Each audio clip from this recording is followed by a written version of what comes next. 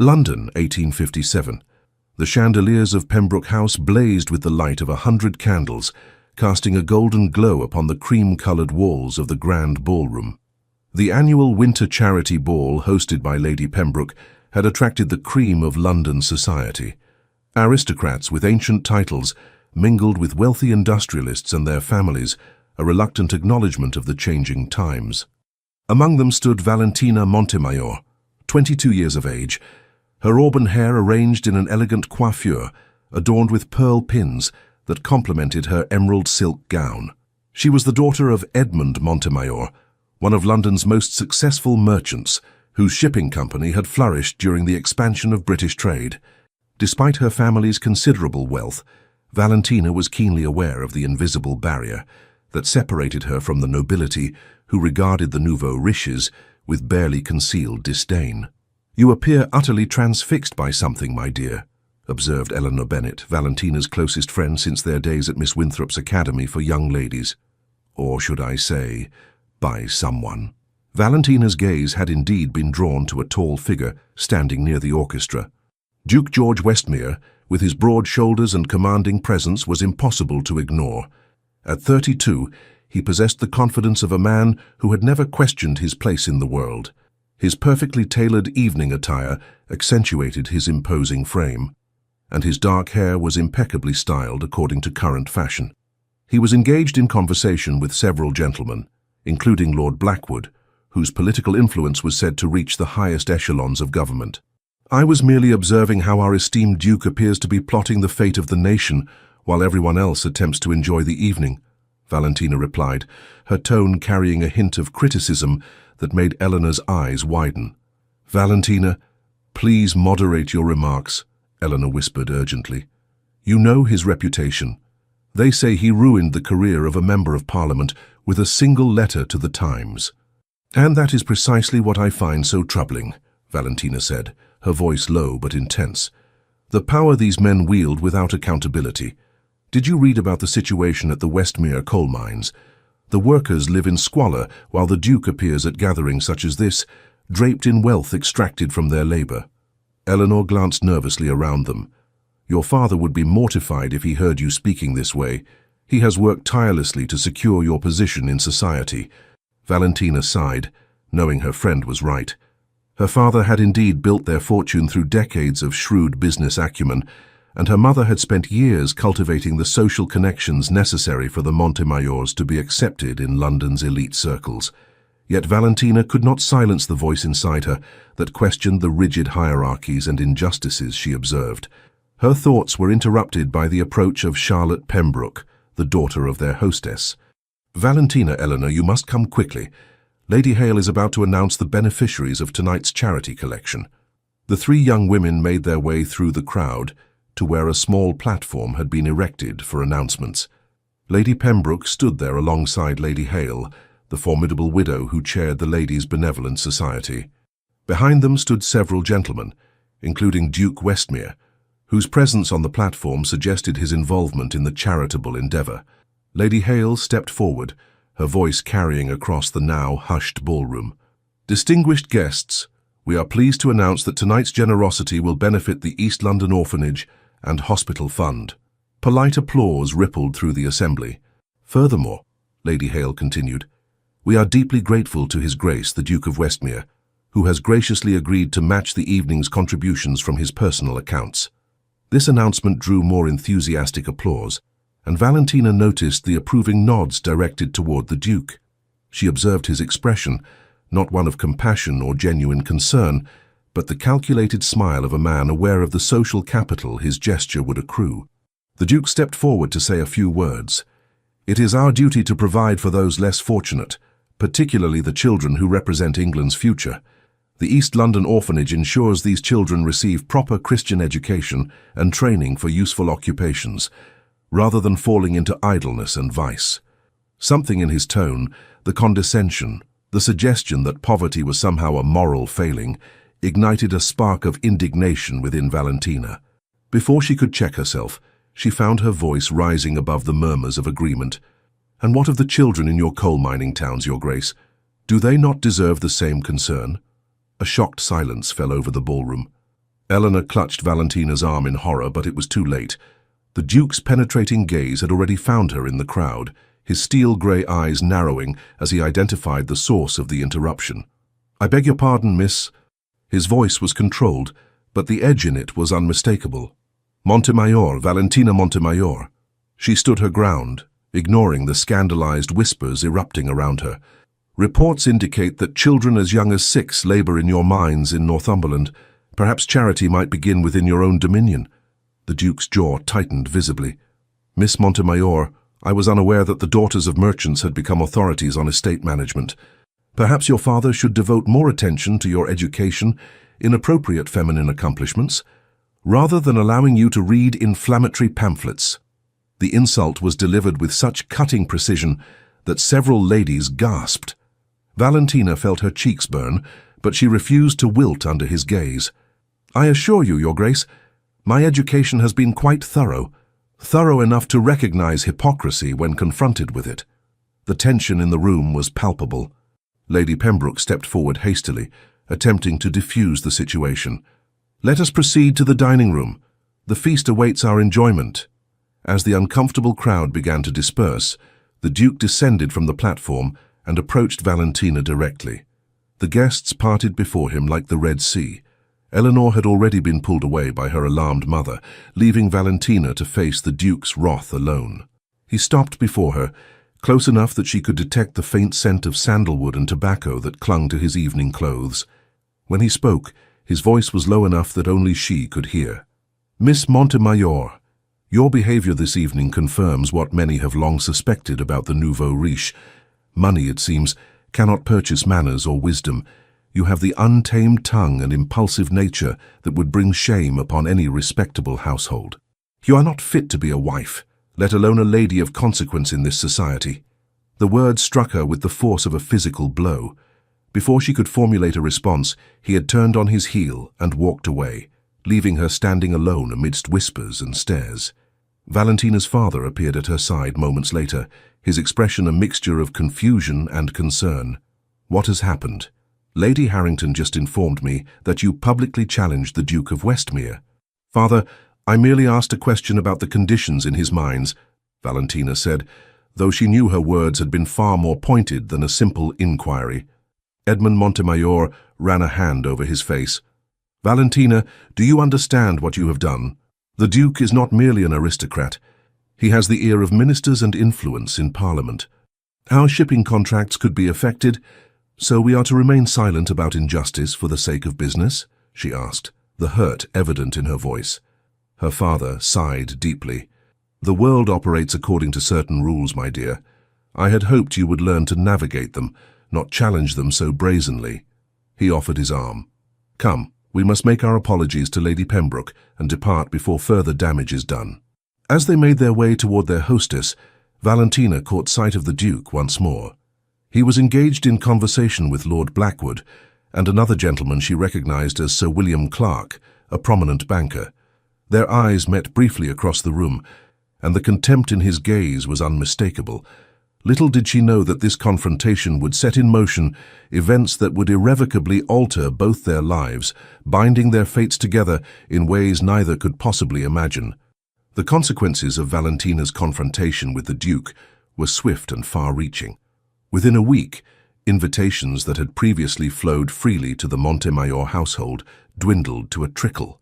Doors that had once been open began to close, as rumour spread that the Duke of Westmere had been gravely offended. "I understand Lady Harrington has struck your name from the guest list for her spring garden party," said Eleanor during a quiet visit to the Montemayor home. She sat across from Valentina in the morning room, her expression sympathetic but tinged with apprehension. "Mother says it would be unwise to openly associate with you at present, though she allowed me this visit as we have been friends for so long." Valentina set down her teacup with careful precision. "Then I am to be ostracized for speaking an uncomfortable truth." Eleanor leaned forward, lowering her voice despite the fact that they were alone. "It is not merely that, Valentina. There are rumors that the Duke has made inquiries about your father's business dealings." A chill ran through Valentina. She had feared her impulsive words might have consequences for her family, but to hear it confirmed was distressing. What sort of inquiries? "I know not the details," Eleanor replied, "only that Sir William Clark was overheard mentioning a review of loans extended to shipping enterprises. Your father's name was specifically mentioned." Valentina felt the blood drain from her face. Her father had recently invested heavily in 2 new vessels, expenditures that required substantial financial backing. If that support were to be withdrawn, her contemplation was interrupted by the arrival of the butler. "Miss Montemayor, your father requests your presence in his study immediately." Excusing herself from Eleanor's company, Valentina made her way to her father's sanctuary, a handsomely appointed room lined with leather-bound books and maritime maps. Edmund Montemayor sat behind his mahogany desk, a letter in his hand and a grave expression on his face. "Close the door, Valentina," he said quietly. She did as instructed, then stood before him, hands clasped at her waist. "You wish to see me, father?" "I have received word from Barclays Bank," he began, his voice unnaturally calm. "They are calling in a portion of our loans, effective immediately. Furthermore, they have declined to finance the completion of the Aurora. The Aurora was to be the flagship of their fleet, a modern vessel designed for speed and capacity that would have secured the Montemayor Shipping Company's position for years to come. But why would they—" Valentina stopped mid-sentence, the realization dawning on her with sickening clarity. "The Duke," her father nodded slowly. "It would appear that our confrontation with His Grace has had financial repercussions. Sir William Clark sits on the bank's board of directors and is a close associate of Westmere." "Father, I'm so terribly sorry," Valentina whispered, guilt washing over her. "I never intended—" Edmund raised a hand to halt her apology. "The responsibility is not yours alone. I've perhaps been too indulgent, allowing you freedoms of expression that society does not readily permit women of your station." He sighed heavily. "However, what's done cannot be undone. We must now focus on salvaging what we can. What will you do?" "I have arranged a meeting with Mr. James Harrison of Harrison & Sons Manufacturing. They have expressed interest in a partnership that could provide the necessary capital, though the terms are not as favorable as I would wish." Valentina recognized the name. Harrison & Sons was a successful iron foundry that had expanded into various industrial ventures. Its founder, Oliver Harrison, had died the previous year, leaving the business to his son James. "Is there anything I can do to help?" she asked, eager to make amends for the damage her words had caused. Her father's expression softened slightly. "Your mother and I have discussed this at length. We believe it might be beneficial for you to spend some time away from London until this matter subsides. Your Aunt Catherine has invited you to stay with her in Bath. Exile. That was what they were proposing. A gentle banishment until her scandal was forgotten." Valentina felt a protest rising to her lips, but swallowed it. She had caused enough difficulty for her family already. "I understand," she said quietly. "When am I to leave?" "At the end of the week. The arrangements have already been made." 3 days later, as Valentina supervised the packing of her trunks, a visitor was announced. To her surprise, it was James Harrison himself who was shown into the drawing room. He was not what she had expected. Rather than the dour industrialist she had imagined, James Harrison was a man of perhaps 35 years, tall and broad-shouldered, with intelligent hazel eyes and light brown hair. His attire was fashionable, but not ostentatious, and he carried himself with the confidence of a man comfortable in his own skin. "Miss Montemayor," he said, bowing slightly. "I apologize for calling without proper introduction, but I hope to speak with you before your departure for Bath." Valentina indicated that he should take a seat. "You are acquainted with my travel plans, Mr. Harrison?" "Your father mentioned them when we discussed our business arrangements yesterday," he explained, settling into an armchair. "I must confess, your name was already familiar to me before that meeting." "Oh?" Valentina raised an eyebrow, suspecting another reference to her confrontation with the Duke. Harrison smiled, a genuine expression that reached his eyes. "Indeed. I was in attendance at Lady Pembroke's ball, though we were not formally introduced. I witnessed your exchange with the Duke of Westmere." Valentina felt her cheeks warm with embarrassment. "It seems I have become notorious." "I would use the word courageous, Miss Montemayor," Harrison replied, surprising her. "Few would dare question a man of Westmere's standing, particularly on a matter so close to his financial interests." She studied him carefully. "You do not share the general opinion that I was impudent and improper." On the contrary, I found your observations about the mining conditions quite astute. My own company has implemented significant improvements in our foundries after reports of similar concerns. He leaned forward slightly. Which is why I wish to speak with you directly. I don't understand. Harrison's expression grew more serious. Your father's financial predicament. It is no coincidence that it follows your confrontation with the Duke. Westmere has a reputation for eliminating perceived threats, typically through economic means. And you know this how? Because my late father found himself in a similar position 3 years ago when he opposed the Duke's attempt to monopolize railway contracts in the north. Harrison's voice carried a hint of old anger. The difference is that we were financially secure enough to weather the storm. Your father's company, with its recent expansions, is more vulnerable. Valentina felt a chill at his words. Why are you telling me this, Mr. Harrison? Because I believe in fair play, Miss Montemayor, and what the Duke is doing is anything but fair. He reached into his coat and withdrew a folded newspaper. Have you seen today's edition of the Chronicle? She shook her head, accepting the paper from him. Unfolding it, she found a small article on the 3rd page. The headline read, Questions raised about conditions in Northumberland mines. The reporter does not mention you by name, Harrison said as she quickly scanned the article, but he references concerns raised in London society about the treatment of workers and child labourers in mines owned by a prominent peer of the realm. Valentina looked up from the paper, her mind racing. The Duke will know the source of these concerns. Undoubtedly, Harrison agreed, and he will not be pleased. However, this presents an opportunity. An opportunity for what? For justice, Miss Montemayor. Harrison's eyes gleamed with determination. The Duke has long used his influence to silence critics and manipulate markets to his advantage, but even he must bow to public opinion if it becomes strong enough. Valentina set the newspaper aside, considering his words carefully. What exactly are you proposing, Mr. Harrison? A coalition of sorts. There are others in our circle, industrialists, merchants, even some progressive members of the aristocracy, who have grown weary of Westmere's tactics. What we lack is a catalyst, a focal point for our discontent. His gaze was direct and unwavering. Your confrontation with the Duke could be that catalyst.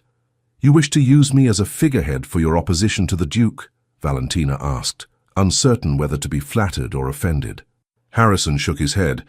Not a figurehead, Miss Montemayor, an ally. Your words at the ball demonstrated not only courage but insight. The public concerns about child labor and workers' conditions are growing. With the right approach, we could effect genuine change, and perhaps curb some of the Duke's more excessive powers in the process. The proposition was both frightening and exhilarating. Valentina had never imagined her impulsive challenge to the Duke might lead to something more substantial than social ostracism. My father's business would be protected, Harrison assured her. The partnership I've proposed includes provisions that would shield Montemayor Shipping from further financial attacks. Additionally, I have connections at Merchants Bank who would be willing to refinance your father's loans on favorable terms. Valentina rose and walked to the window, her mind working furiously. What Harrison proposed was not without risk, yet it offered a path that aligned with her principles. I am scheduled to leave for Bath the day after tomorrow, she said finally, turning back to face him. Harrison nodded. I understand the need to remove yourself from London society temporarily. However, Bath has its own social circles, including several influential families sympathetic to our cause. Your presence there could be advantageous. You suggest I continue this one campaign against the Duke from Bath? I suggest you consider all options before deciding on a course of action, Harrison replied diplomatically. Take time to reflect in Bath. I shall write to you with more specific proposals once you are settled. As he rose to depart, Valentina was struck by a sudden thought. Mr. Harrison, why would you risk the Duke's displeasure by aligning yourself with me and my family? Harrison paused, his expression somber. My father died believing that men like Westmere represented the worst aspects of our class system. Power without accountability, wealth without compassion. I share that belief. He offered a small smile. Besides, Miss Montemayor, I have always found it wise to stand on the side of those with both courage and conscience. You appear to possess an abundance of both. After Harrison's departure, Valentina sat alone in the drawing room, the newspaper still open before her. For the first time since the disastrous ball, she felt something other than regret and anxiety. Perhaps her impulsive words had not been in vain after all. Unknown to her, at that very moment across London, the Duke of Westmere was reading the same newspaper article, his face darkening with rage as he immediately connected the printed concerns to the auburn-haired woman who had dared to challenge him publicly. "Blackwood," he said to his friend who sat opposite him in the study of Westmere House, "it seems Miss Montemayor requires a more decisive response than mere social exclusion." Lord Blackwood glanced at the article. "A trifling piece buried on page 3. Hardly worth your attention, George." The Duke's fingers drummed against the arm of his chair. "Today it is page 3. Tomorrow it could be page 1. I will not have my affairs scrutinized by the daughter of a merchant, regardless of how wealthy her father may be. What do you propose?" "I believe it's time I paid a visit to my estates in Northumberland," the Duke replied, his tone deceptively casual. "The local magistrate is in need of guidance regarding the enforcement of certain laws, and perhaps while there, I shall review the operations of the mines personally." Blackwood raised an eyebrow. "You intend to address the concerns raised in this article?" "I intend to ensure that no further concerns can be raised," the Duke corrected him, his steel-grey eyes cold with determination. "Miss Montemayor has presumed to interfere in matters far beyond her understanding. She will soon learn the consequences of such presumption." What neither the Duke nor Valentina could foresee was that their separate journeys, hers to Bath and his to Northumberland, would set them on a collision course that would transform them both in ways neither could imagine. Bath, May 1857. The assembly rooms of Bath glittered with candlelight, the elegant Georgian architecture providing a refined backdrop to the evening's gathering. After 2 months in the spa town, Valentina had gradually found her place within its society, thanks in large part to her Aunt Catherine's extensive connections. Catherine Sinclair, her mother's elder sister, was a widow of independent means, whose forthright manner and genuine kindness had made her a respected figure in Bath's social circles. "Remember to smile, my dear," Aunt Catherine murmured as they entered the ballroom. "You look as though you're contemplating the fall of empires, rather than attending a spring assembly." Valentina made an effort to soften her expression. "Forgive me, Aunt. My mind was elsewhere." "Dwelling on that letter from Mr. Harrison again, I presume?" Catherine's perceptive gaze missed nothing. "You've read it so many times I fear the paper will disintegrate." The letter in question had arrived a week earlier, containing news that had both disturbed and intrigued Valentina. According to Harrison's sources, the Duke of Westmere had indeed visited his Northumberland estates shortly after the newspaper article appeared.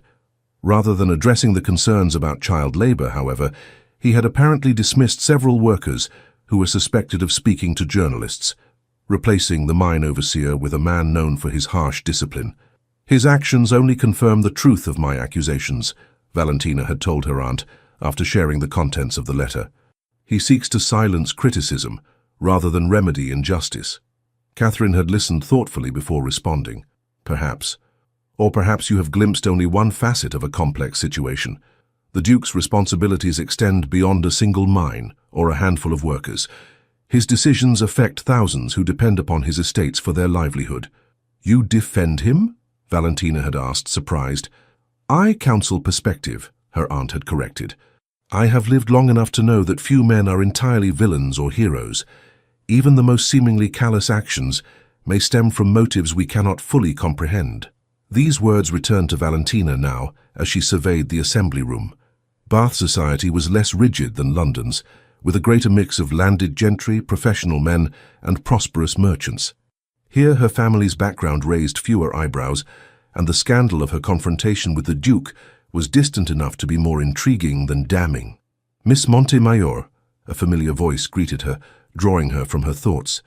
"You appear in excellent spirits this evening." Dr. Edward Blackwell stood before her, his kind face brightened by a genuine smile.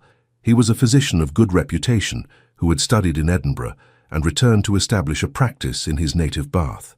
At 40, he was unmarried, but not, as local gossip assured her, for lack of opportunities. His devotion to his patients and his progressive views on medical care had made him a frequent visitor to Catherine Sinclair's home, where Valentina had come to value his thoughtful conversation. "Dr. Blackwell," she acknowledged with a small curtsy. "I am well, thank you. And you? Not too exhausted from your rounds to enjoy the evening's entertainment?" "I find good company rejuvenating," he replied, then turned to include Catherine in his greeting. "Mrs. Sinclair, you look most elegant tonight." As they exchanged pleasantries, Valentina noticed a stir at the entrance to the ballroom. Heads turned and whispers rippled through the assembly. Following the direction of the collective gaze, she felt her heart stutter in her chest. Duke George Westmere stood in the doorway, his commanding presence causing a momentary hush before the buzz of conversation resumed at a higher pitch. He was accompanied by a striking woman whom Valentina recognized as Lady Caroline Ravenswood, a wealthy widow whose family connections were impeccable. The Duke's attendance at a Bath assembly was unexpected enough to cause a sensation. His appearance with Lady Caroline sparked immediate speculation. "Well," murmured Aunt Catherine, "this is a surprise. His Grace rarely graces Bath with his presence, particularly during the London season." Dr. Blackwell nodded thoughtfully. "I understand he owns property in the vicinity, Briarwood Abbey, if I'm not mistaken. Perhaps he is conducting business in the area." Valentina remained silent, a knot forming in her stomach as she watched the Duke and his companion being greeted effusively by their hosts. She had not seen him since that fateful night at Lady Pembroke's ball, though his presence had loomed large in her thoughts and in the correspondence she maintained with James Harrison. "Valentina," her aunt said quietly, "I suggest you compose yourself. Your expression would curdle cream." Taking a deep breath, Valentina forced her features into a mask of indifference. "I am perfectly composed, Aunt Catherine." "Indeed? Then perhaps you could explain why you are gripping your fan with such force that I fear for its continued existence." Glancing down, Valentina realized she had indeed been clutching her ivory fan with white-knuckled intensity. She relaxed her grip, embarrassed by her transparent reaction. "It matters not to me who attends this assembly," she insisted, though the slight tremor in her voice betrayed her. Dr. Blackwell, observing the exchange with perceptive eyes, offered his arm. "Perhaps a turn about the room would be beneficial, Miss Montemayor. I have been eager to continue our discussion on Florence Nightingale's work in the Crimea." Grateful for the diversion, Valentina accepted his arm. As they began to circulate through the room, she was acutely aware of the Duke's presence. Like a magnetic pull she was fighting to resist. She focused intently on Dr. Blackwell's conversation, responding with animation to his observations about modern nursing practices. For nearly an hour she managed to avoid direct encounter with the Duke, though she could not help but notice his movements from the corner of her eye. He danced once with Lady Caroline, then engaged in conversation with several gentlemen near the card-room. Throughout, he gave no indication that he had observed Valentina's presence. The reprieve ended when Aunt Catherine approached with Lady Harrington, a mutual acquaintance from London who was visiting Bath for the waters. "Valentina, you remember Lady Harrington?" Catherine said, a warning in her eyes that communicated the need for polite civility despite past frictions. "Of course," Valentina replied, curtsying appropriately. "How lovely to see you again, Lady Harrington. I trust you are finding Bath restorative?" Lady Harrington's smile was thin but correct. "Indeed, Miss Montemayor, the waters are most beneficial for my constitution." "I understand you have been in Bath for some time now?" 2 months, Valentina confirmed. "My aunt has been kind enough to host me for an extended visit." "How fortunate," Lady Harrington murmured, her gaze drifting past Valentina to fix on something, or someone behind her. "Ah, Your Grace, what an unexpected pleasure to encounter you in Bath." Valentina felt a chill run down her spine as she realized who had approached their circle. Steeling herself, she turned to face the Duke of Westmere. He looked much as she remembered, imposing, impeccably attired, his dark hair contrasting with the pristine white of his cravat. His steel-grey eyes betrayed no surprise at finding her in his path. "Lady Harrington," he acknowledged with a slight bow, then nodded to Catherine. "Mrs. Sinclair, I believe. We were introduced at the Countess of Mersey's reception last year." "Indeed, Your Grace," Catherine replied. "May I present my niece, Miss Valentina Montemayor?" The Duke's gaze finally settled on Valentina, his expression unreadable. "Miss Montemayor and I are already acquainted," he said, his tone neutral, "though I was unaware she had connections in Bath. My aunt has been most generous in introducing me to local society." Valentina said, amazed at the steadiness of her own voice. An awkward silence threatened to descend, but Catherine smoothly intervened. "I understand you own property near Bath, Your Grace?" "Briarwood Abbey lies some 7 miles to the north," he confirmed. "I am conducting a review of my estates in the region." Dr. Blackwell, who had remained quietly at Valentina's side, chose this moment to join the conversation. "I believe Briarwood includes several tenant farms and a woolen mill, if I'm not mistaken." The Duke's gaze shifted to assess the physician. "You are well informed, Doctor."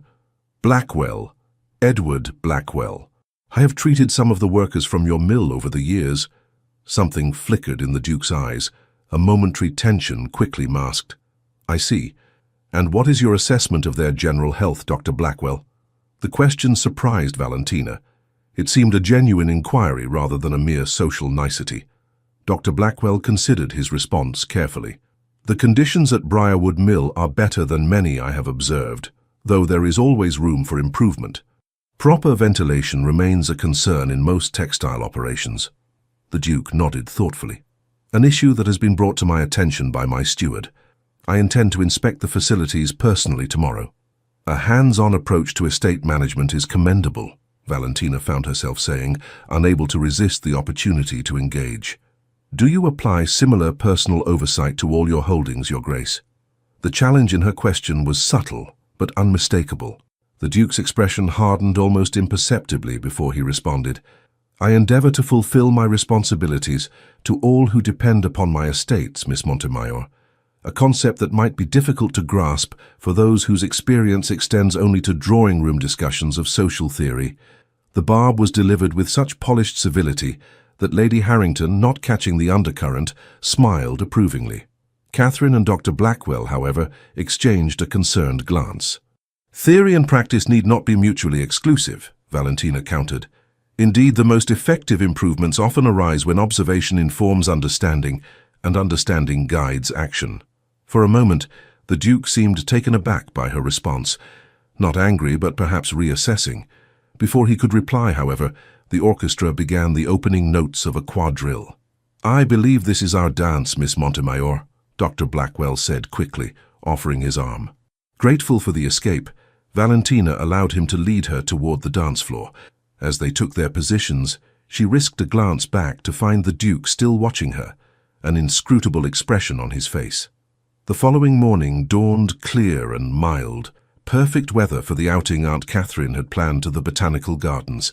Valentina, however, found herself restless and distracted as they walked among the carefully tended beds of exotic plants. "Your body may be present, my dear, but your mind is clearly elsewhere," Catherine observed after Valentina failed to respond to a question about the ornamental fountain they were passing. "Would it help to speak of what troubles you?" Valentina sighed, knowing her aunt deserved honesty. "I cannot stop thinking about my encounter with the Duke last night." "I thought as much. He certainly seemed to provoke a strong reaction in you." "It is not the man himself, but what he represents," Valentina insisted, though even to her own ears the protest sounded hollow. "The arrogance, the unquestioned authority." "And yet," Catherine interrupted gently, "he mentioned a personal inspection of his mill to address the very concerns Dr. Blackwell raised. That hardly suggests a man indifferent to the welfare of those in his employ." Valentina frowned, having wrestled with the same contradiction since the previous evening. "One gesture does not redeem years of negligence." "Perhaps not," her aunt agreed, "but it might indicate a capacity for growth and change, qualities worth acknowledging even in those we have cast as villains in our personal narratives." Before Valentina could respond, they were hailed by a familiar voice. Dr. Blackwell approached along the garden path, his expression animated. "Mrs. Sinclair, Miss Montemayor, how fortuitous to encounter you here. I have just come from a most interesting morning." "Do tell, Dr. Blackwell," Catherine encouraged, indicating that he should join their stroll. "I received an unexpected summons at dawn," he explained. "A messenger from Briarwood Abbey requesting my presence at the woolen mill on a matter of some urgency." Valentina's interest was immediately piqued. "The Duke's mill? What was the emergency?" "Not an emergency as such, but rather a consultation. It seems His Grace was conducting his promised inspection and wished for a medical opinion on certain conditions he observed." Dr. Blackwell's tone held a note of surprise, mixed with respect. I must confess, I was skeptical of his motives initially, but the Duke appeared genuinely concerned about the dust levels in the carding room and their effect on the workers' lungs. Valentina's brow furrowed in confusion. He sought your advice on improving conditions? Indeed, and more than that, he implemented changes immediately, ordered additional windows cut into the north wall for cross-ventilation, and limited the working hours in the most affected areas. Dr. Blackwell shook his head in apparent wonder. He even instructed his steward to arrange for regular medical examinations for all mill workers at the estate's expense. That is not what I expected, Valentina admitted, struggling to reconcile this account with her perception of the Duke. Catherine gave her a knowing look. As I suggested, people are rarely as one-dimensional as we might prefer to believe. There's more, Dr. Blackwell continued. When I mentioned the cases of respiratory ailments I've treated among the mill children, he seemed genuinely disturbed. By midday he had issued orders that no child under 12 is to be employed in the dusty sections of the mill, and those between 12 and 15 are to divide their time between work and schooling. Valentina felt oddly unsettled by this information. The Duke's actions contradicted the callous aristocrat she had constructed in her mind, the man who had dismissed her as unfit to be a wife, who had allegedly punished workers in Northumberland for speaking out. Did His Grace happen to mention his recent visit to his northern mines? She asked carefully. Dr. Blackwell nodded. As a matter of fact, he did. It appears the newspaper article that caused such a stir in London prompted his journey to Northumberland.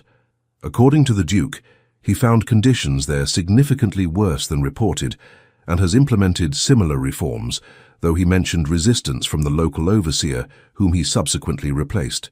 Catherine raised an eyebrow at Valentina, perhaps not quite the vindictive action Mr. Harrison's letter suggested. Valentina felt her certainties beginning to crumble. I don't understand. If the Duke is indeed concerned with the welfare of his workers, why did he react with such hostility to my questions at Lady Pembroke's ball? That, said a deep voice from behind them, is a fair question, Miss Montemayor. The three turned in surprise to find Duke George Westmere himself, standing a few paces away, having apparently overheard their conversation. He wore riding clothes, his tall boots slightly dusty as if he had just dismounted. Your Grace, Catherine acknowledged with a curtsy, recovering first from the surprise. What an unexpected pleasure. The Duke bowed formally. Mrs. Sinclair, Dr. Blackwell. His gaze then settled on Valentina.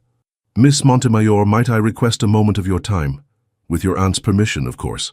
Catherine glanced at her niece, silently asking if she wished for this conversation. After a moment's hesitation, Valentina nodded slightly. Dr. Blackwell was just describing to me a fascinating species of orchid near the conservatory, Catherine said smoothly. Perhaps you might show it to me while my niece speaks with the Duke. Once they were alone on the garden path, an awkward silence fell. The Duke gestured toward a nearby stone bench. Shall we sit? Valentina nodded, arranging her pale blue walking dress as she took her place. The Duke remained standing for a moment, seemingly gathering his thoughts, before joining her at a proper distance. I owe you an explanation, Miss Montemayor, he began, his tone more measured than she had ever heard from him, and, I believe, an apology. The admission was so unexpected that Valentina found herself momentarily speechless. My reaction at Lady Pembroke's ball was excessive, he continued when she didn't speak. While your manner of address was perhaps unconventional, the substance of your concerns was not without merit. Then why respond with such dismissive cruelty? Valentina asked, finding her voice at last. The Duke's jaw tightened, but his response was thoughtful rather than defensive.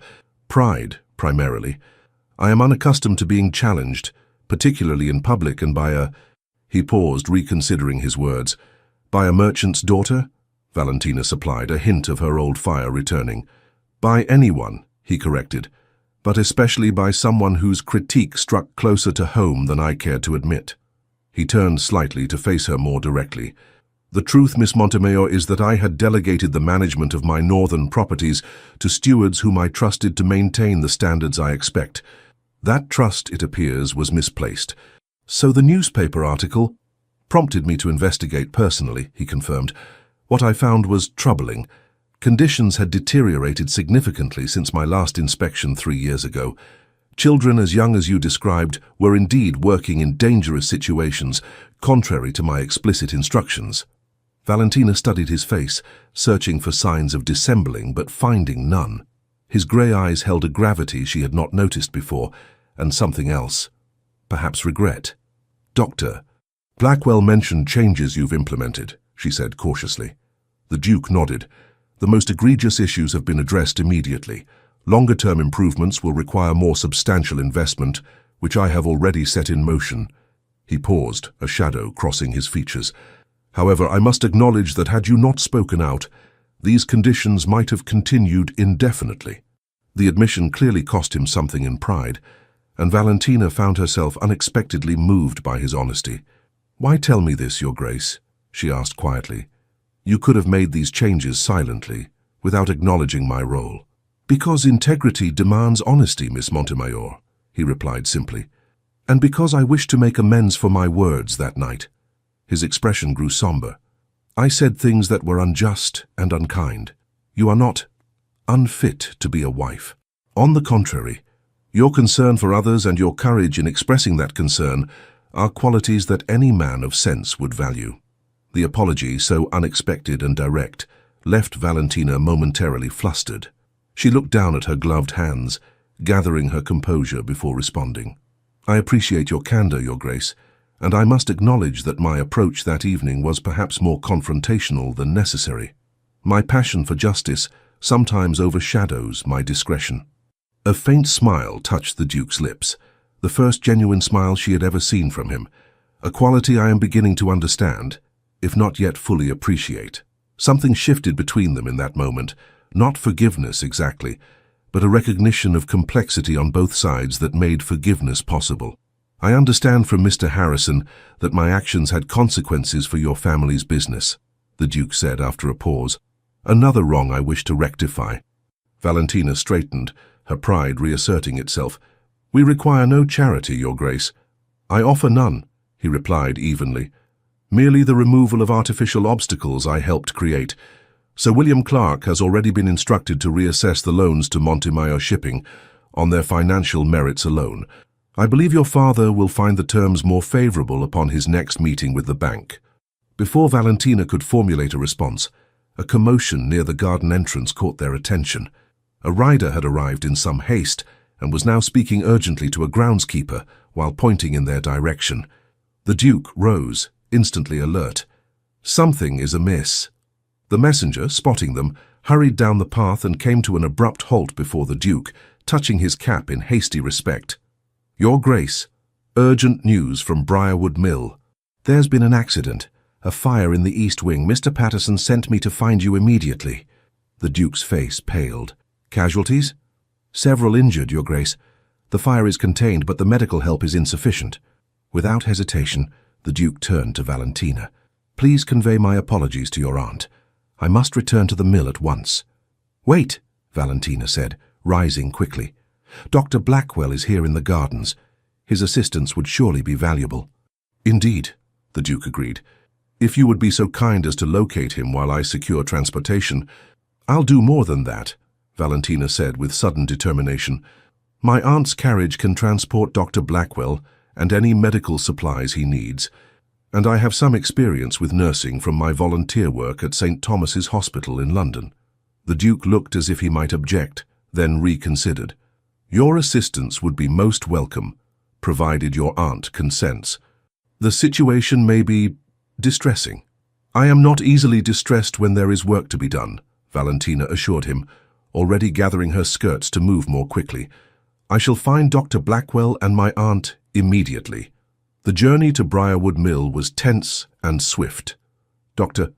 Blackwell had quickly assembled what medical supplies were available, while Aunt Catherine, after a moment's concern, had not only given her permission but insisted on accompanying them, citing her own experience managing household accidents on her late husband's estate. The scene that greeted them upon arrival was one of controlled chaos. The fire had been extinguished, but smoke still hung in the air as workers and village volunteers moved about with purpose, carrying buckets of water and tending to the injured who had been brought outside to the mill yard. Dr. Blackwell immediately took charge of the medical situation, directing the establishment of a treatment area under the shelter of a large oak tree. Valentina set to work alongside him, cleaning and bandaging burns, while Catherine organized the female mill workers to prepare bandages and boil water for sterilizing instruments. The Duke, meanwhile, moved through the scene with an authority that seemed to calm rather than intimidate. He spoke with the mill manager, the fire brigade, and the injured workers in turn, his manner direct but compassionate. As the afternoon wore on, Valentina found herself working in unexpected harmony with the Duke. When supplies ran short, he dispatched riders to fetch more from the abbey. When families arrived seeking news of their loved ones, he personally ensured they received accurate information and assistance. By evening, the immediate crisis had passed. The most severely injured had been transported to the local infirmary or to Briarwood Abbey itself, where the housekeeper had prepared rooms for their care.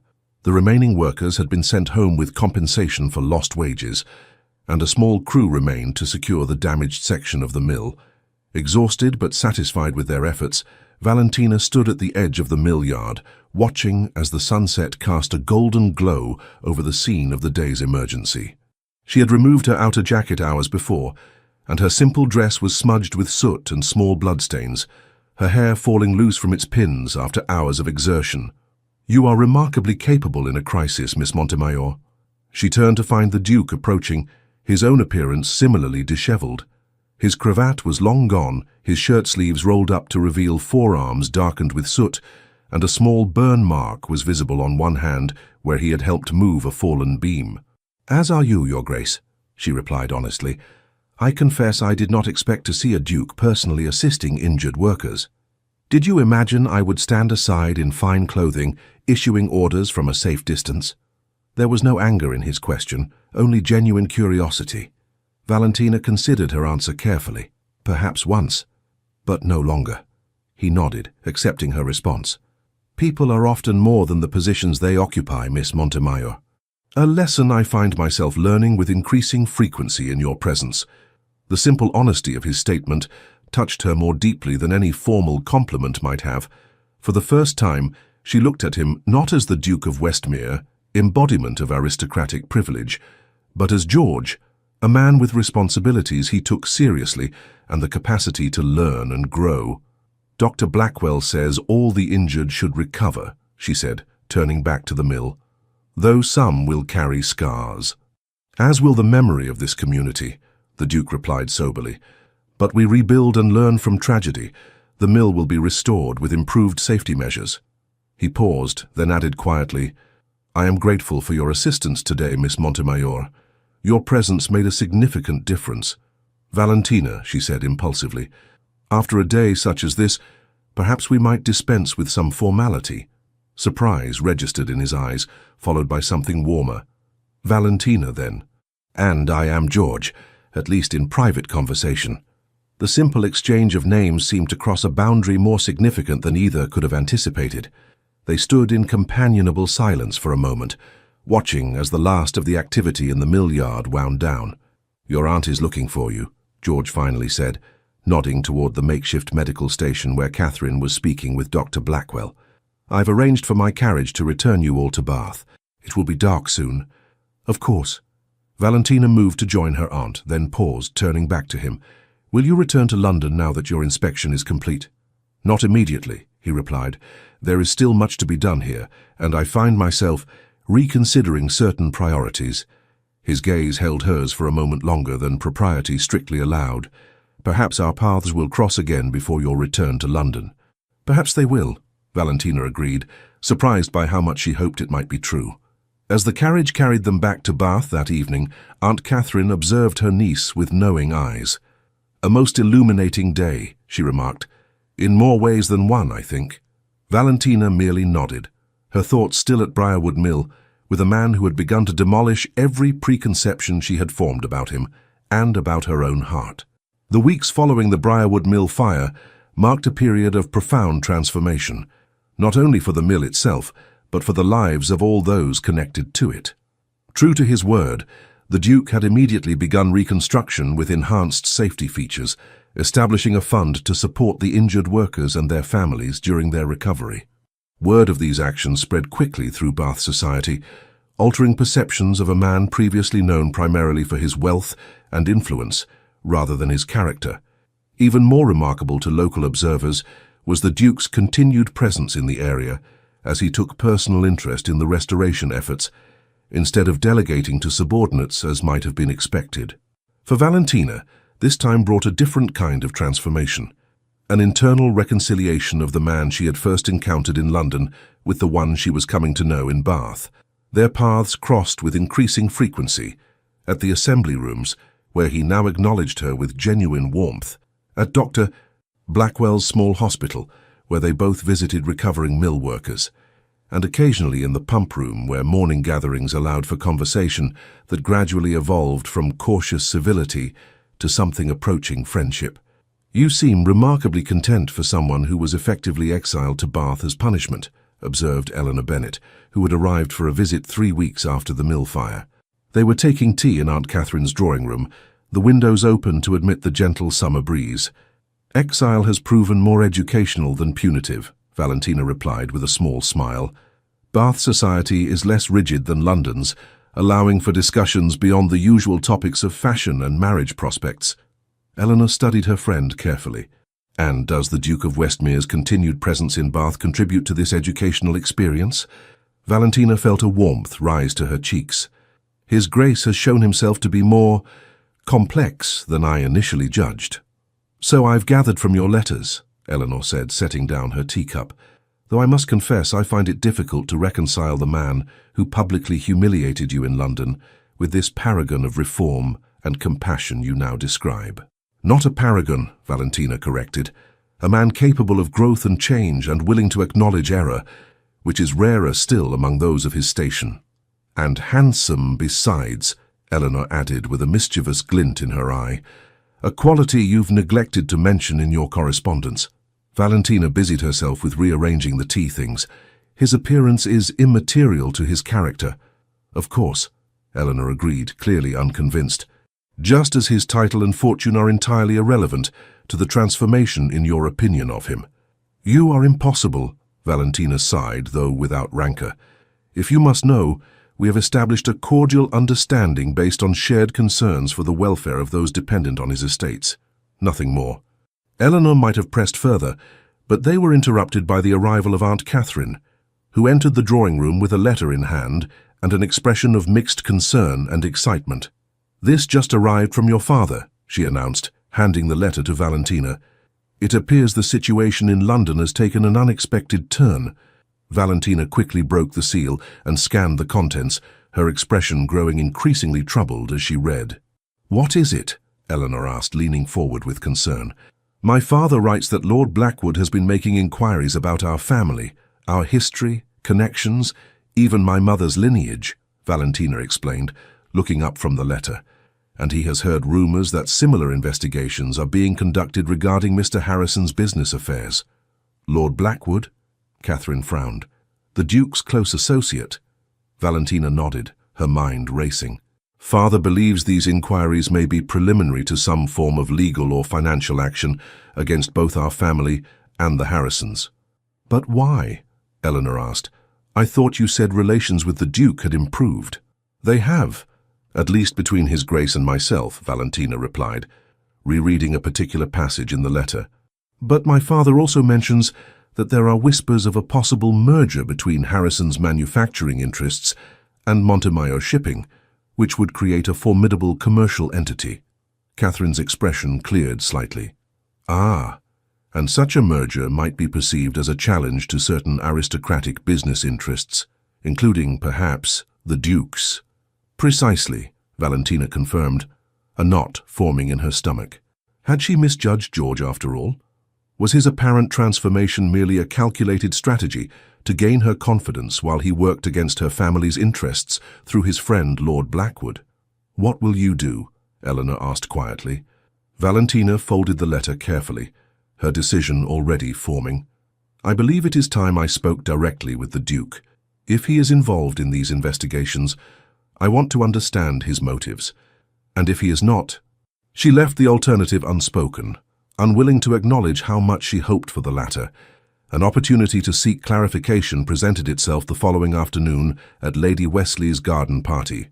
The event, held in the expansive grounds of Wesley Manor, just outside Bath, had drawn most of the local society and several visitors from London, including Lord Blackwood himself, a coincidence that heightened Valentina's determination to discover the truth.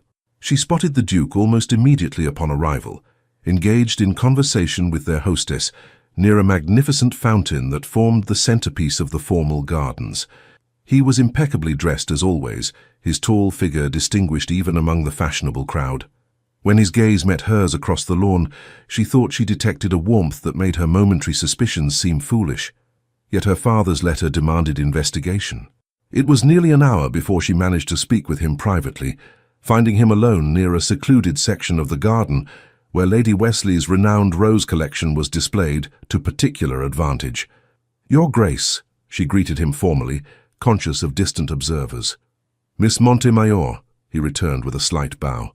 "I had begun to think you were avoiding my company today."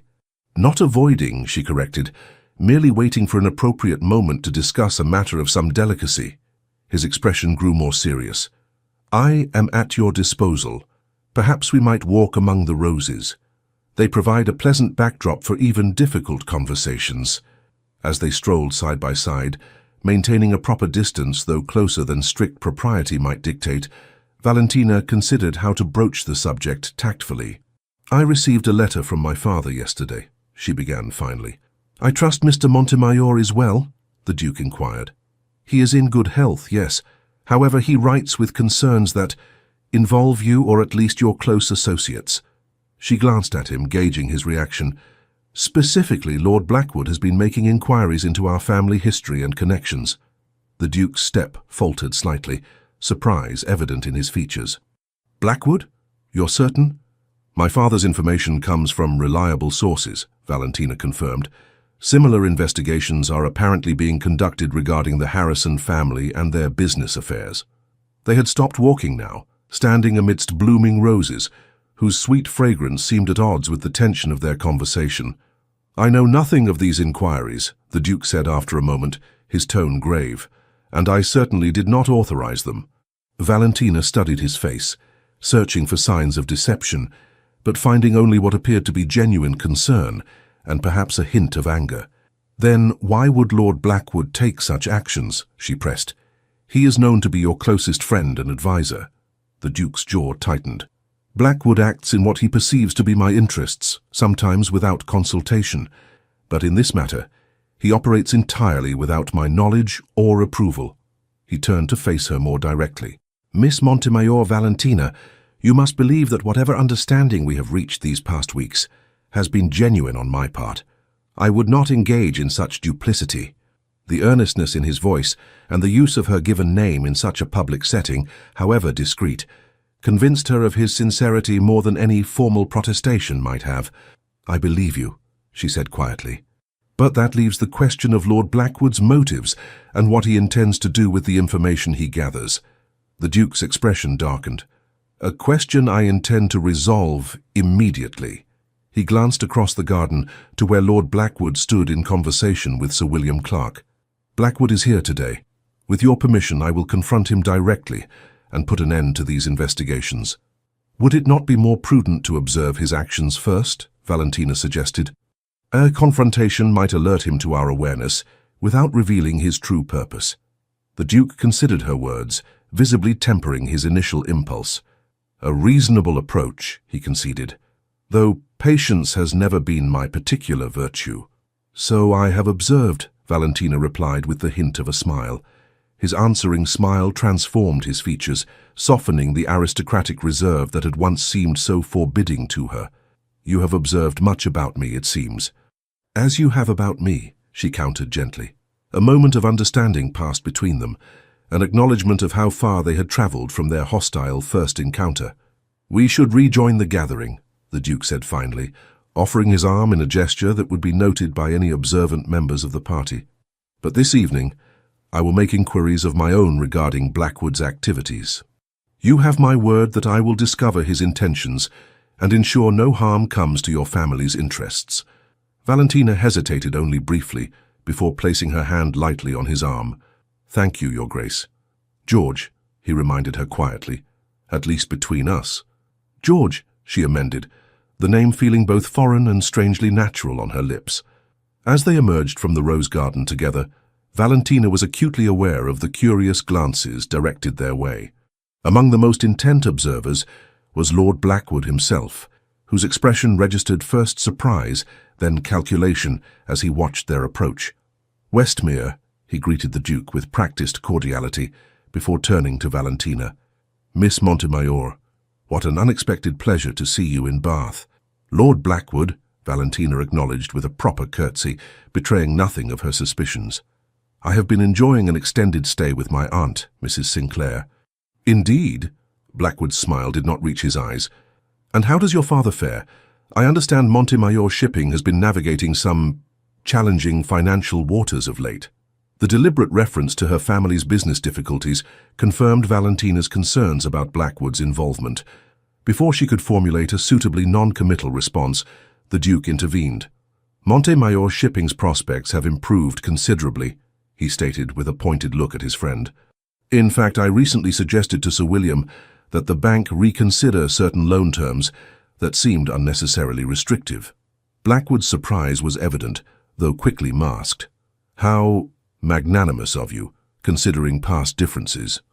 "I have found that first impressions are not always reliable," the Duke replied smoothly, his hand moving to cover Valentina's where it rested on his arm, a gesture whose significance would be lost on no one present. "Miss Montemayor has helped me recognize the value of reconsidering fixed opinions." The implication hung in the air between them, causing a ripple of whispers among nearby guests. Lord Blackwood's expression hardened momentarily before he recovered his social mask. "How commendable," he murmured. "If you'll excuse me, I believe Lady Wesley requires my attention." As Blackwood withdrew, Valentina turned to the Duke with wide eyes. "That was rather public," she said quietly. "Deliberately so," he confirmed. "Blackwood understands displays of alliance. By publicly associating myself with your family's interests, I have sent a clear message that any action against Montemayor Shipping would be interpreted as an action against me personally." "A strategic gesture, then," Valentina said, trying to ignore the irrational disappointment that his actions might have been merely tactical. The Duke's grey eyes held hers with unexpected intensity. "Strategic, yes, but not merely so." He hesitated, then added in a lower voice, "Nothing in my conduct toward you these past weeks has been mere strategy, Valentina." The sincerity in his tone sent a warmth through her that had nothing to do with the summer afternoon. Before she could respond, however, they were joined by Aunt Catherine and Dr. Blackwell, effectively ending the private moment. As the garden party continued, Valentina found herself watching the subtle currents of power and influence flowing through the gathering. Lord Blackwood moved from group to group, his manner affable, but his eyes calculating. Several times she caught him observing her interactions with the Duke, his expression increasingly troubled. By the time the event concluded in early evening, Valentina had formed a clearer understanding of the situation. Whatever Lord Blackwood's investigations had been intended to accomplish, the Duke's public display of favour toward her had disrupted those plans. Yet she sensed this was merely a temporary setback rather than a complete resolution. Her suspicions were confirmed the following morning when a letter arrived from James Harrison, delivered by private courier rather than the regular post. The contents were alarming enough that Valentina immediately sought her aunt's counsel. "Mr. Harrison writes that Lord Blackwood has approached several of his key investors, suggesting that an alliance with Montemayor Shipping would be viewed unfavourably by certain influential circles," she explained, pacing the morning room in agitation. "Two have already withdrawn their support for the partnership." Catherine frowned, considering the implications. "Despite the Duke's apparent intervention yesterday, it seems Lord Blackwood is proceeding with his campaign against your family's interests." "But why?" Valentina demanded, frustration evident in her voice. "If the Duke truly opposes these actions, why would his closest friend persist in them?" "Perhaps," Catherine suggested carefully, "because Lord Blackwood believes he is protecting the Duke from a more personal threat than mere business competition. Valentina stilled her pacing. "What do you mean?" "My dear, you cannot be unaware of how your interactions with the Duke have been interpreted by society," her aunt said gently. "The attention he has shown you, particularly yesterday at Lady Wesley's, it has sparked considerable speculation." "Speculation that I might have designs on his title and fortune," Valentina concluded, a bitter edge to her voice. "Precisely the narrative Lord Blackwood would be motivated to prevent," Catherine confirmed. "Particularly if he believes the Duke's judgment has been compromised by personal sentiment." The implication was clear, though Valentina scarcely dared acknowledge it even to herself. Could George's feelings toward her have evolved so dramatically? And if so, was Lord Blackwood's interference motivated by a desire to protect his friend from what he perceived as an unsuitable attachment? "I must speak with the Duke," she decided, moving toward the writing desk. "A note requesting an urgent meeting." She was interrupted by the arrival of the butler, who announced with some surprise, "His Grace, the Duke of Westmere, is requesting an immediate audience, madam." Catherine raised an eyebrow at this breach of morning calling etiquette. "Show him into the drawing-room, Phillips. We shall join him directly." The Duke was standing by the window when they entered, his posture tense and his expression grave. He bowed formally to Catherine before addressing Valentina. "Forgive the impropriety of this early call," he said without preamble, "but matters have developed that require immediate discussion." "We have just received concerning news ourselves," Valentina replied, gesturing to Harrison's letter which she still held. "It seems Lord Blackwood has moved against Mr. Harrison's investors, despite your intervention yesterday." "I am aware," the Duke confirmed grimly. "I confronted Blackwood late last night and discovered the extent of his activities. What you may not know is that he has also been circulating certain insinuations about your family's background, specifically questioning your mother's lineage and suggesting that your father's wealth derives from questionable sources." Valentina felt as though she had been struck. "That is outrageous. My mother comes from a respectable family of minor gentry in Hampshire, and my father's business has been conducted with absolute integrity for 30 years. "I know," the Duke said, his voice softening, "which is why I have severed my association with Blackwood, effective immediately." The declaration hung in the air, its significance unmistakable. Lord Blackwood had been the Duke's closest confidant and ally for over a decade.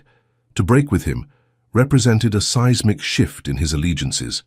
"Your Grace," Catherine said carefully, "while we appreciate your support, such a drastic step could have significant consequences for your own position in society."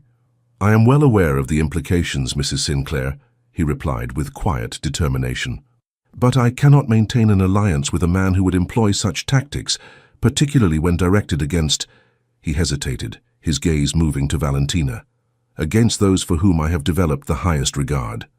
The restraint in his words only emphasized the depth of feeling behind them. Valentina felt her heart quicken, but practical concerns demanded immediate attention. "What of Mr. Harrison's investors?" she asked. "And the rumors about my family? The damage may already be done." "I've taken steps to address both issues," the Duke assured her. "Letters have been dispatched to each of Harrison's investors, expressing my personal confidence in the proposed partnership and offering my own financial participation if required. As for the rumors," his expression hardened momentarily, "I have made it known in the clearest possible terms that any circulation of such falsehoods will be regarded as a direct insult to me, requiring satisfaction." The implicit threat of a duel, though such affairs were now rare in English society, demonstrated the seriousness with which he viewed the situation. "That is most generous," Valentina said, struggling to process the implications of his actions. "But I cannot help wondering why you would place yourself in opposition to your oldest friend and ally on behalf of a family you barely know." George looked at her for a long moment, something unspoken but powerful in his gaze. "I believe Mrs. Sinclair might permit us a few moments of private conversation," he said finally. Catherine glanced between them, then nodded. "I shall be in the morning room should you require anything," she said tactfully, withdrawing and closing the door behind her. Once they were alone, the Duke moved closer to Valentina, close enough that she could detect the now familiar scent of sandalwood and observe the tension in his features. "You ask why I would oppose Blackwood on behalf of your family," he began, his voice lower and more intimate than she had ever heard it. The answer is both simple and complex. Simple, because my actions are motivated by feelings I can no longer deny or disguise. Complex, because those feelings represent a transformation I could never have anticipated when we first met. Valentina felt her breath catch. Your Grace, George, I'm not certain I understand. Then let me speak plainly, he said, taking her hand in a gesture that crossed the boundaries of propriety. When you challenged me at Lady Pembroke's ball, I responded with arrogance and cruelty, declaring you unfit to be a wife. It was the most profound misjudgment of my life. His thumb traced a gentle pattern on her palm, sending a shiver through her that had nothing to do with fear. In these weeks in Bath, I have discovered a woman of remarkable intelligence, courage, and compassion, he continued. A woman who has challenged me to examine my responsibilities and privileges in ways no one else has dared. A woman who has, quite simply, transformed my understanding of what matters most in this life. Valentina stood perfectly still, scarcely breathing as the meaning of his words became clear. What I am trying to say, with perhaps less eloquence than you deserve, is that I have fallen deeply in love with you, Valentina Montemayor. Against every expectation, against the advice of my oldest friend, against the conventions of society. I love you and wish to make you my wife if you could possibly consider accepting a man who once treated you so abominably. The declaration, so heartfelt and direct, left her momentarily speechless. 1,000 thoughts raced through her mind. The improbability of their journey from enemies to lovers, the social obstacles that still stood between them, the transformative power of their connection. You once said I was not fit to be a wife, she finally managed, her voice barely above a whisper. Words I would give anything to unsay, he replied with genuine remorse. You would bring honor to any title, including Duchess. The question is whether you could love a man who was too blinded by pride to recognize your worth from the beginning. Valentina looked into his eyes and saw vulnerability beneath the aristocratic composure, a fear of rejection that humanized him completely. I believe, she said carefully, that we have both undergone transformations these past months.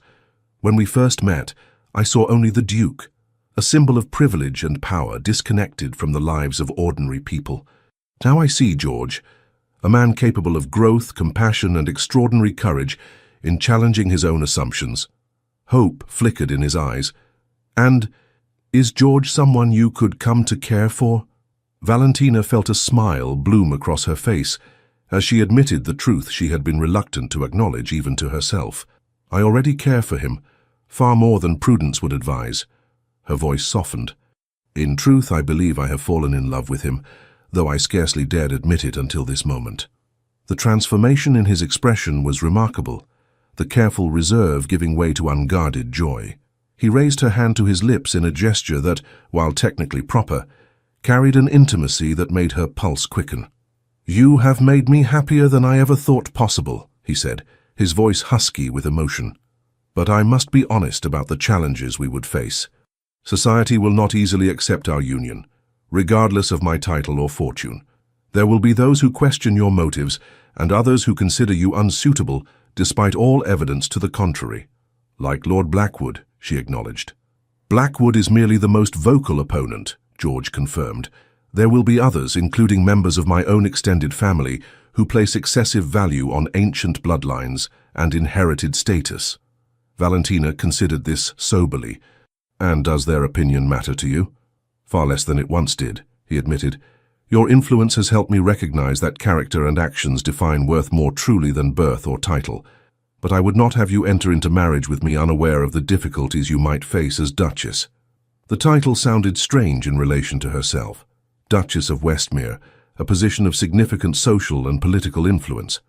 Yet it was not the title that drew her to him, but the man he had revealed himself to be. I have never shied away from challenges, she reminded him with quiet confidence, and I believe we would face them more effectively together than apart. His expression softened with admiration. I have no doubt of that. Your courage continues to humble me. A knock at the door interrupted them, and they stepped apart as Aunt Catherine entered, her expression carefully neutral, though her eyes sparkled with barely suppressed curiosity. Forgive the interruption, she said, but Dr. Blackwell has arrived with news he believes requires immediate attention. The doctor was shown in, his usually calm demeanor visibly disturbed. "Your Grace? Miss Montemayor, I've just come from Briarwood Mill. It appears the fire 3 weeks ago may not have been an accident." "What?" George's posture immediately tensed. "Explain." "During the reconstruction, workers discovered evidence suggesting the fire was deliberately set," Dr. Blackwell elaborated. "A container of lamp oil was found hidden in a wall cavity near where the fire originated, and one of the workers has reported seeing a stranger in that section of the mill shortly before the blaze began." Valentina exchanged a troubled glance with George. "Who would want to sabotage the mill?" she asked. The Duke's expression darkened. "Someone who wished to undermine my position, or perhaps to distract me from other matters." His gaze met Valentina's, unspoken understanding passing between them. "When exactly did this evidence come to light, Dr. Blackwell?" "This morning. The foreman sent word to the Abbey immediately, but you had already departed for Bath." "And who knew of my intended visit to the Sinclair residence this morning?" George asked, his tone deceptively casual. Dr. Blackwell frowned in thought. "I cannot say with certainty, but I did encounter Lord Blackwood as I was leaving the Abbey. He inquired about your whereabouts, and I mentioned you had ordered your carriage prepared for a journey into Bath." The pieces fell into place with disturbing clarity. Blackwood, aware of George's growing feelings for Valentina and determined to prevent their union, had been systematically working to undermine both her family and the Duke's business interests. The timing of this new revelation about the mill fire could hardly be coincidental. "I believe we must consider the possibility that Lord Blackwood's opposition extends beyond mere social disapproval," George said grimly. "If he is indeed connected to the mill fire, he has crossed into far more dangerous territory." "But what proof do we have?" Catherine asked practically. "Suspicion is not evidence, and Lord Blackwood's position in society makes him a formidable opponent."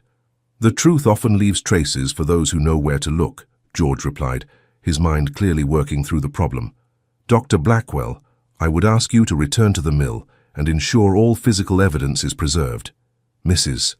Sinclair, might I impose upon your hospitality for a while longer? I believe Miss Montemayor and I have important matters to discuss regarding both our personal future and this troubling development." "Of course," Catherine agreed.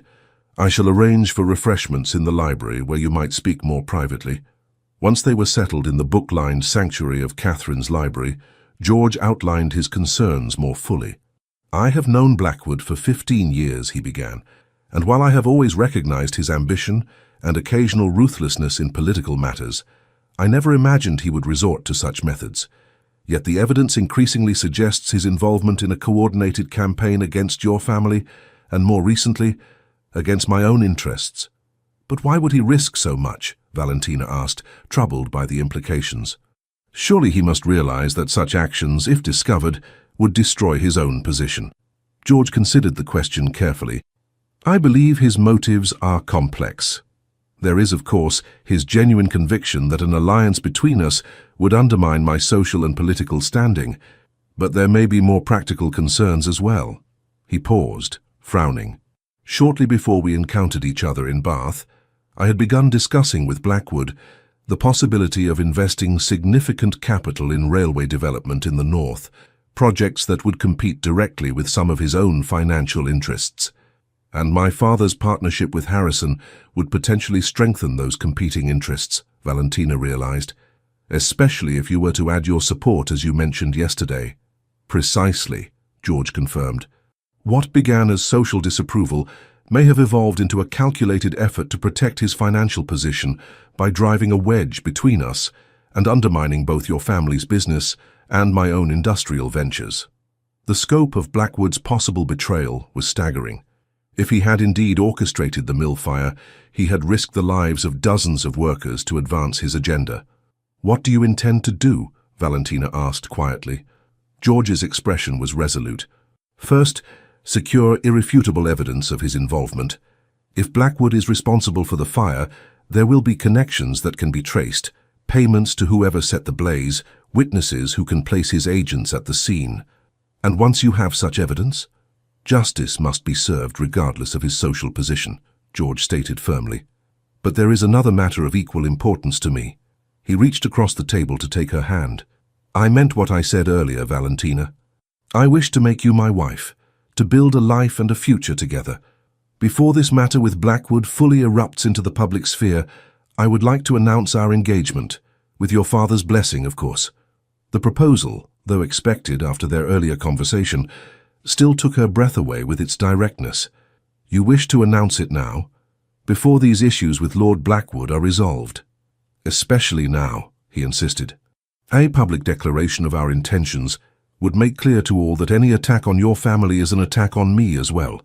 It would offer protection through association with my title, while demonstrating my complete confidence in your family's integrity. Valentina considered his words, touched by both the practical protection he offered and the genuine emotion behind it. My father would need to be consulted, she said finally, and I would wish to speak with him in person before making such a significant commitment. Of course, George agreed immediately. In fact, I believe current circumstances warrant your return to London sooner rather than later. With your aunt's permission, I would escort you myself. We could depart tomorrow. The swiftness of events was dizzying, yet Valentina felt a surprising clarity amidst the tumult. Whatever challenges lay ahead, she would face them alongside a man who had proven his capacity for growth, compassion, and unwavering loyalty. I accept your escort, she said with a small smile, and I will give your proposal the most serious consideration it deserves. His answering smile transformed his features, softening the aristocratic reserve into something more approachable and warm. I can ask for nothing more fair. As predicted, Aunt Catherine readily agreed to their plan to return to London, recognizing both the practical necessity and the emotional significance of the journey. Letters were dispatched immediately to inform Edmund Montemayor of their impending arrival and to request accommodations at Westmere House be prepared for the Duke's return. The following morning dawned clear and mild, perfect weather for travel. As Valentina's trunks were being loaded onto the Duke's elegant travelling carriage, Dr. Blackwell arrived with further information from the mill. We have identified the worker who spotted the stranger before the fire, he reported in the privacy of Catherine's study. A young man named Thomas Jennings. He claims the individual he saw was well-dressed, not someone who belonged in the mill environment, and appeared to be inspecting the east wing, where the fire later broke out. Could he identify this person if seen again? George asked intently. He believes so, Dr. Blackwell confirmed. I've arranged for him to travel to London tomorrow in the company of the mill foreman. They will await your instructions at the Westmere townhouse. Excellent, George nodded approvingly. This may prove crucial in establishing Blackwood's involvement, if indeed he is connected to the fire. With these arrangements in place, the farewells were brief but emotional. Aunt Catherine embraced Valentina warmly, whispering, "Follow your heart, my dear. It has proven a wiser guide than convention."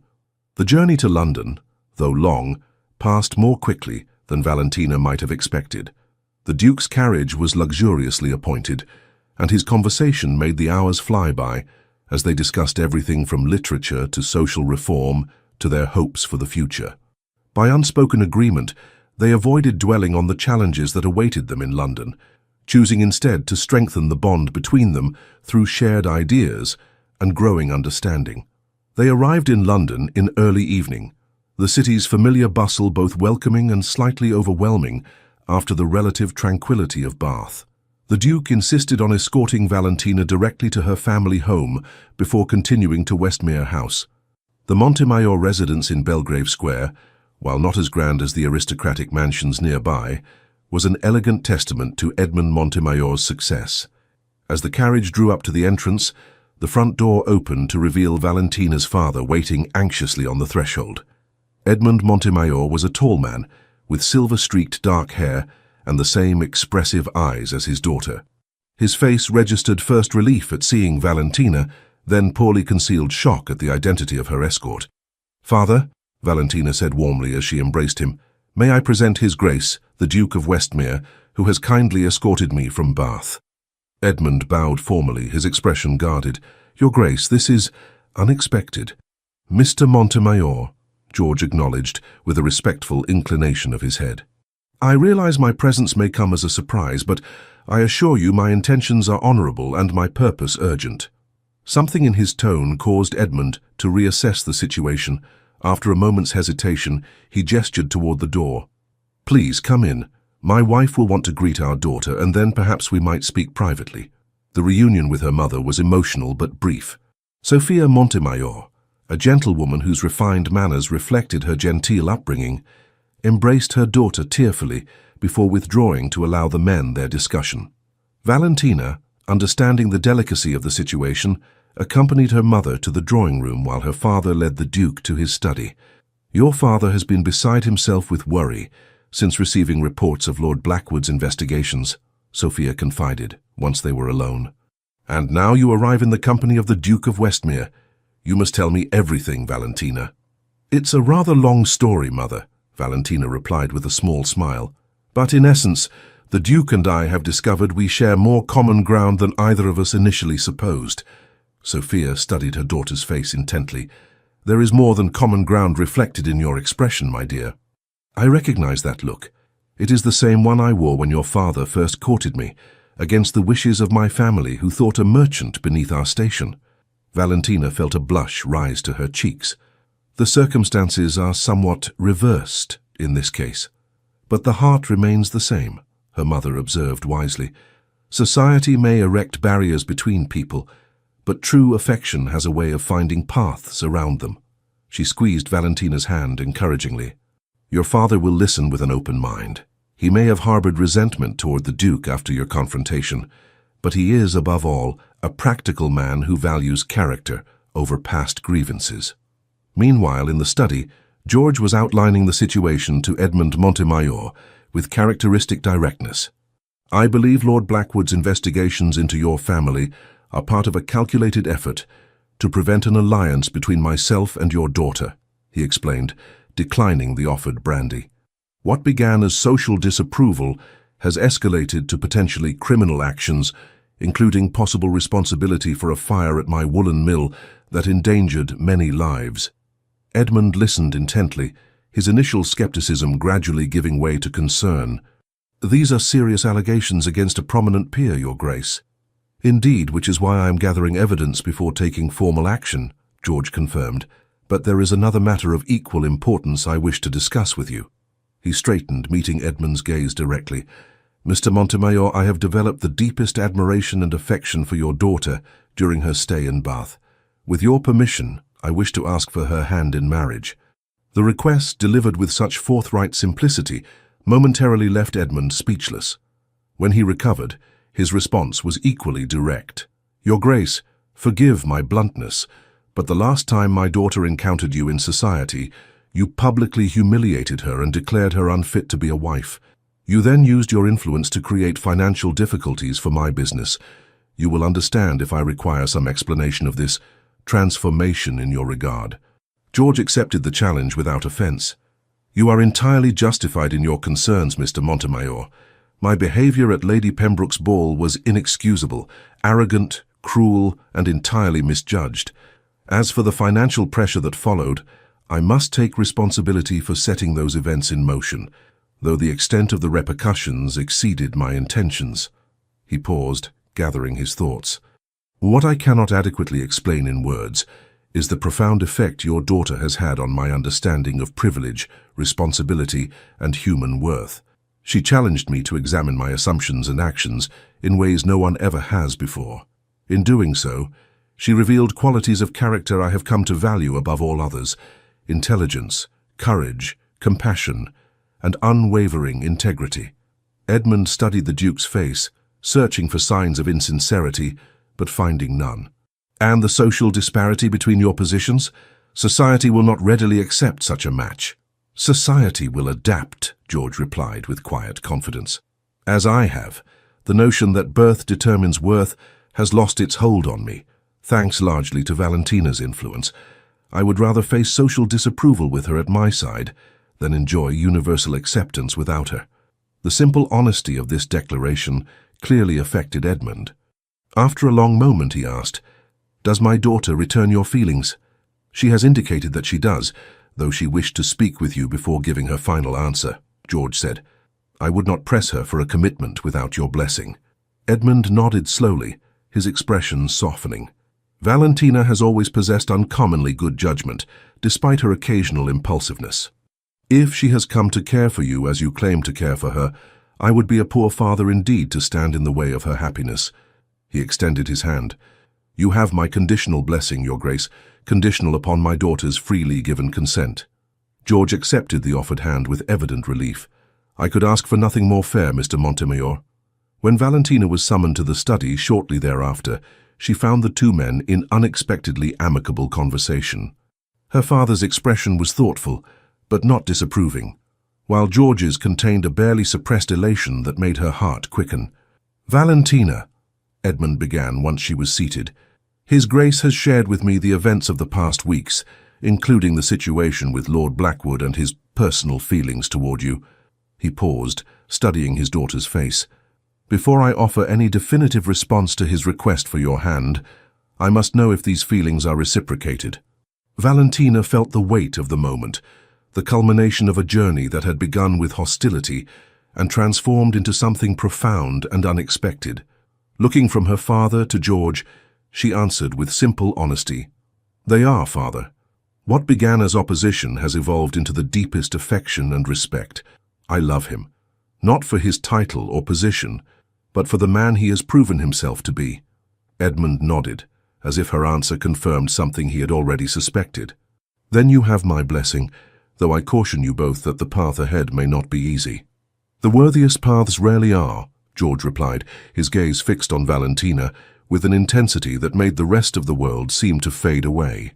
With her father's blessing secured, George formally proposed that evening in the Montemayor drawing room, kneeling before Valentina in the traditional manner despite her protests that such formality was unnecessary between them. "Valentina Montemayor," he said, taking her hand in his, "you have transformed my understanding of what matters most in this life.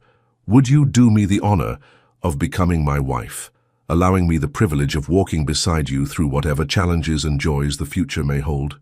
"Yes," she replied simply, her voice steady despite the emotions threatening to overwhelm her.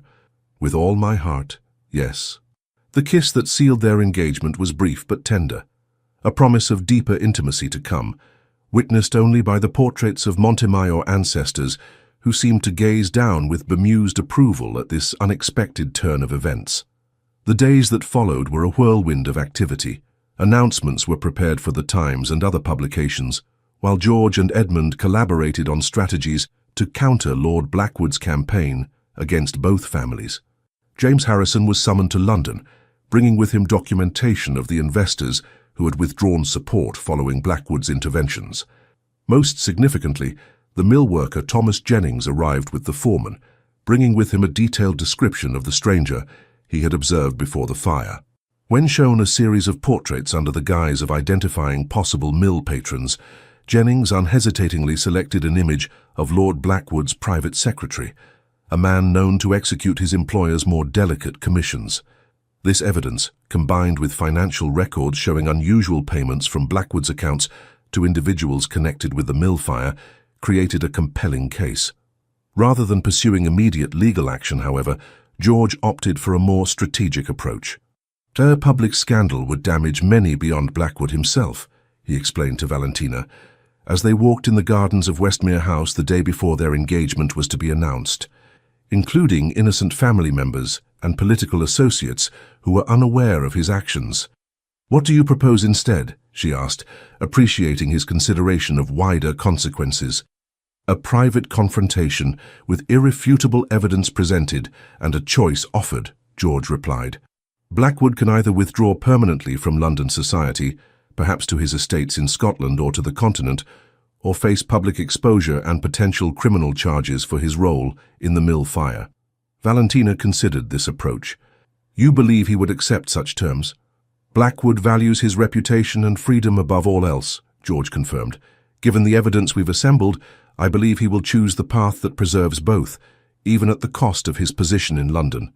The confrontation occurred that evening in George's study at Westmere House, with only Edmund Montemayor present as witness. Lord Blackwood arrived confident and slightly condescending, clearly expecting some form of reconciliation following their recent estrangement. His demeanor changed dramatically as George methodically presented the evidence connecting him to both the financial machinations against the Montemayors and the Briarwood Mill fire.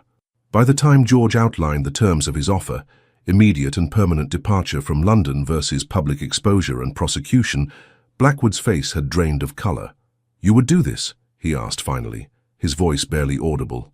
"Destroy a 15-year friendship and ally over a merchant's daughter? You destroyed our friendship when you chose to endanger innocent lives at my mill," George replied evenly. "As for Valentina, she will shortly become my wife and the future Duchess of Westmere. Any disrespect toward her or her family will be regarded as a direct insult to me, an insult I will not tolerate from you or anyone else." The finality in his tone left no room for further argument. Lord Blackwood departed within the hour, and by morning, rumours circulated that he had been called away urgently to his Scottish estate due to a family emergency. Within a week, it was understood that he would be taking an extended tour of the continent for his health, a convenient fiction that preserved his dignity while removing him from the sphere of influence he had abused. With this threat neutralized, the announcement of the engagement between Duke George Westmere and Miss Valentina Montemayor appeared in the Times the following day, causing precisely the sensation in London society that George had predicted. Reactions ranged from scandalized whispers to pragmatic acceptance, with a surprising number of progressively minded peers offering genuine congratulations. "Society will adjust," George assured Valentina, as they reviewed the varied responses over breakfast at Westmere House, where she and her mother had been invited for morning refreshments. "Those whose good opinion is worth having will come to know you as I do. The rest matter little." Sophia Montemayor, observing their interaction with maternal satisfaction, nodded in agreement. "When I married a merchant, despite my family's objections, I was told I would regret abandoning my place in society. Instead, I found a happiness that transcended such narrow definitions of belonging. Besides," Edmund added with unexpected humour, "between His Grace's title and our family's financial resources, even the most rigid social arbiters will find reasons to reconcile themselves to the match. Pragmatism often trumps principle in London drawing rooms." The wedding was set for early autumn, a compromise between George's desire for an immediate ceremony and the practical need for appropriate preparations. In the intervening months, Valentina divided her time between wedding arrangements and more substantive matters close to her heart. With George's full support, she established a foundation to improve conditions for workers across his various estates, beginning with the implementation of education programs for children previously employed in mines and mills. The partnership between Montemayor Shipping and Harrison Manufacturing proceeded as planned, with the Duke's investment strengthening the alliance and creating new opportunities for fair employment practices. On the day of their wedding, St. George's, Hanover Square was filled with an eclectic mixture of aristocracy, gentry and prosperous merchants, a visible representation of the bridges their union had begun to build between traditionally separate social spheres. As Valentina walked down the aisle on her father's arm, she caught sight of George waiting at the altar, his expression one of undisguised joy and pride.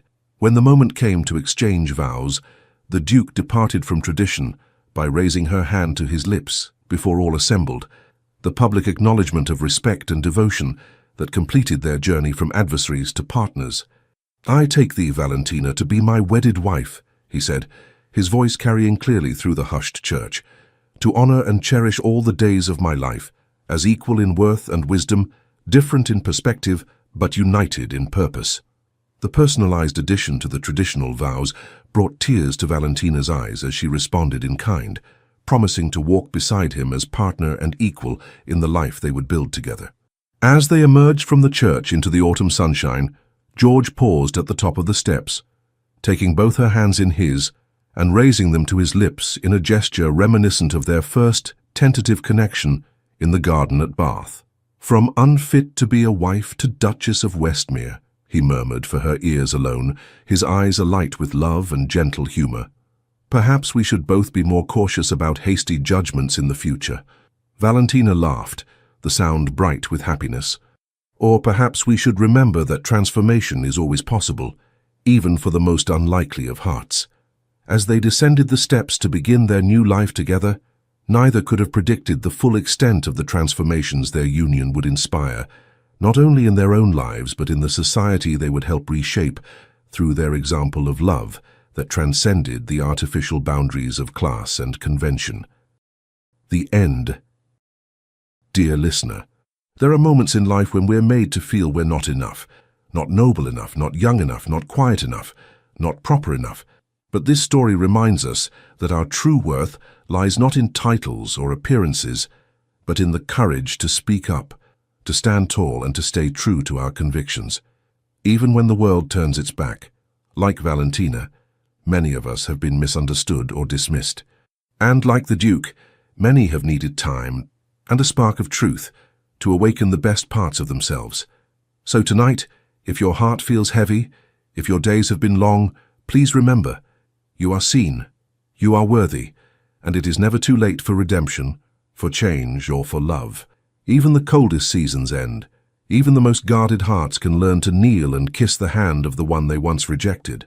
Sleep peacefully, knowing that everything you've lived through has shaped a soul full of dignity, strength, and beauty. With warmth and gratitude, Legends of the Fall team.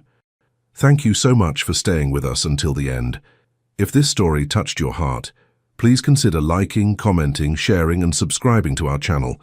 Your support helps us stay motivated to keep telling stories filled with love, redemption, and unforgettable twists. And remember, at the end of this video, you'll see another suggested story from our channel.